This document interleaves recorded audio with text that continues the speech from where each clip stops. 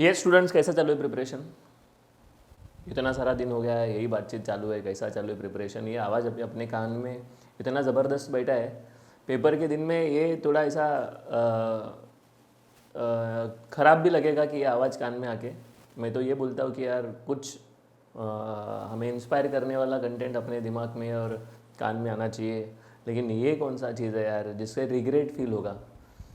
एक बंदा जो 70 दिन तक ऑलमोस्ट ये काम करने वाला है और वो वही पूछ रहा है क्वेश्चन कि कितना प्रिपरेशन हुआ, कितना प्रिपरेशन हुआ। अभी तक अपने हिसाब से पूरा सिलेबस हो जाना चाहिए था और रिवीजन शुरू होना चाहिए। मैंने वो प्लान करके ऐसा ही बनाया था कि लास्ट का 10-12 दिन हमें ऐसा मिलेगा कि जहाँ पर हम लोग पूरा रिवाइज करें। लेकिन मालूम नहीं कितने लोगों ने किया है, कितने लोगों ने नहीं किया है। और हर बार मैं यही कुछ सोचते रहता हूँ कि एक बच्चा अगर इसमें पार्टिसिपेट करता है, थोड़ा इसमें इन्वॉल्व होता है, तो उसका एक जर्नी अलग तरीके से स्टार्ट होगा। He can take decision, he can take challenges और वो अपने चैलेंजेस में अपना भविष्य बना सकता है। सो आज के डिस्कशन में, जैसा लास्ट टाइम कुछ बोला था, मैं हर सेशन में कुछ ना कुछ बोल रहा हूँ, तो ये डिस्कशन में मैं यही बोलना चाहता हूँ कि अपना एक नेटवर्क सही होना चाहिए। ये मैंने आज ही इंस्टाग्राम पे स्टोरी पे कुछ डाला था। मैंने बोला था कि जब भी हम बैठते हैं तो हमें ग्रोथ के बारे में, हमारे भविष्य के बारे में चर्चा होना चाहिए, पैसे के बारे में चर्चा होना चाहिए कि हम अपने जर्नी में और कैसे सोर्सेस ऐड कर सकते हैं, इसके बारे में चर्चा होनी चाहिए। तो जो अपना ग्रुप है जहाँ पर हम लोग बैठते हैं, वहाँ पर ये चर्चा होना चाहिए। अनफॉर्चुनेटली चर्चा कौन सा होता है? चर्चा होता है लोगों के बारे में। Once you start talking about people, you are going down side. तुम लोग नीचे के साइड में जा रहे हो, क्योंकि तुम लोगों के दिमाग में लोगों के बारे में बोलने के लिए टाइम है, लेकिन अपने भविष्य के बारे में सोचने के लिए टाइम नहीं है।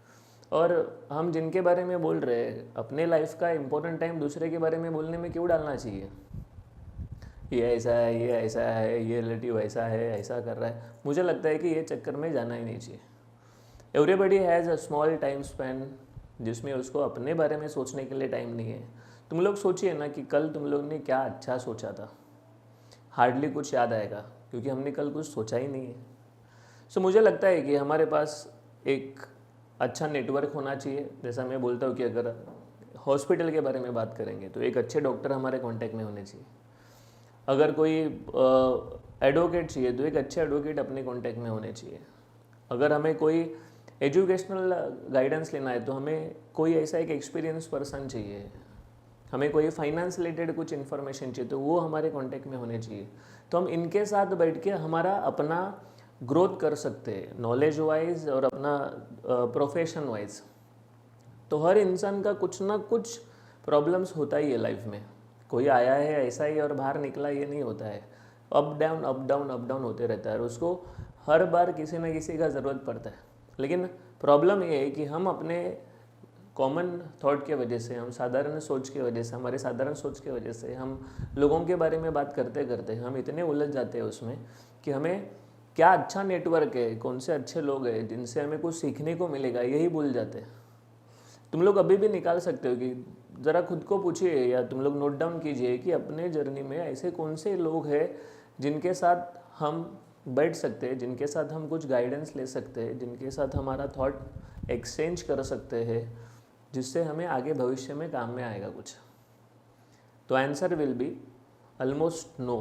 ऐसा हार्डली किसी के पास रहेगा, क्योंकि मैंने कभी एक सेशन में बोला था, मैंने एक SIS कॉलेज में एक पॉडकास्ट हुआ था, उसमें मैंने बोला था कि अगर हम अपने एज वाले या अपने नीचे वाले एज वाले लोगों के साथ अगर हम अपना जर्नी करते हैं तो हमें एंटरटेनमेंट मिलेगा। लेकिन अगर हम अपने से बड़े उम्र वाले लोगों के साथ अगर बातचीत करते हैं या उनका एक्सपीरियंस लेते हैं तो हम अपने लाइफ में ग्रो करेंगे। तो ग्रो करना है तो अपने से ज़्यादा एज वाले लोगों के साथ कम्युनिकेशन रखिए, थॉट एक्सचेंज कीजिए। लेकिन अपने साथ या अपने नीचे वाले लोगों के साथ एंटरटेनमेंट होगा और बस अपना टाइम पास होगा। सोचिए, ये जो आज का सेशन मैंने बोला, इससे तुम लोगों को लाइफ में कुछ काम में आने वाला चीज़ था क्या? नहीं था। Everybody needs a financial advisor, everybody needs health advisory, everybody needs legal advisory. तो हर चीज़ का एक अच्छा आदमी अपने कांटेक्ट में होना चाहिए, जिनके साथ हम लोग कभी न कभी कम्युनिकेशन करना चाहिए, मिलना चाहिए, बोलना चाहिए। यही लोग हमें उनका एक्सपीरियंस बता के अपने अपने छोटे से बुद्धि को कुछ नया ज्ञान दे सकते हैं। सो मैं एक्सपेक्ट कर रहा हूँ कि तुम लोगों को मेरा मैसेज समझा रहेगा। और यस, ये अपना जर्नी चलता रहेगा till 70th of the day. और मैं एक्सपेक्ट कर रहा हूँ कि तुम लोग ने अपना पढ़ाई अभी थोड़ा और पुश किया रहेगा। अभी 3 घंटे वाला काम नहीं बचा है, अभी 4, 5, 6 आवर्स इतना चलना चाहिए। आई रिमेंबर दोज डेज, जब एग्जामिनेशन का टाइम रहता था तो हमें 12-18 घंटा ये करते थे हम एग्जामिनेशन के टाइम। बाकी टाइम पे तो ये सब ऐसा नहीं चलता था, क्योंकि हमारे टाइम पे सबमिशन इतना विकट परिस्थिति में नहीं था। ओरल एग्जामिनेशन का भी कुछ इशू नहीं था, एक दिन में 2-3 ओरल हो जाता था। सबमिशन, प्रैक्टिकल, ये सब कुछ ऐसा सीरियस नहीं था। 1-2-3 दिन में सब कुछ निपटा लेते थे, मैक्सिमम 2 से 3 दिन बस। तो अभी यहाँ पर 10-12 दिन है। यूनिट टेस्ट 1-2, हमारे टाइम पे यूनिट टेस्ट 1-2 ये फॉर्मेलिटी था, उसका कोई मार्क्स का काउंटिंग भी नहीं था और कुछ भी नहीं था। तो हमारा जर्नी बहुत सही था।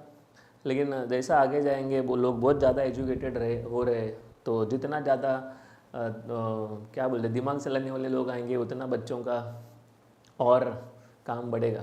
तो लेट इट बी, ये अभी part and parcel of journey है। अगर तुम लोग ने रास्ता चूज़ किया ही है तो ये सब स्ट्रगल से जाना ही है। लेकिन अपना मोरल डाउन नहीं होना चाहिए। हम रोज़ कुछ तो नया सुनना चाहिए, कुछ तो नया पढ़ना चाहिए। This is something from my side.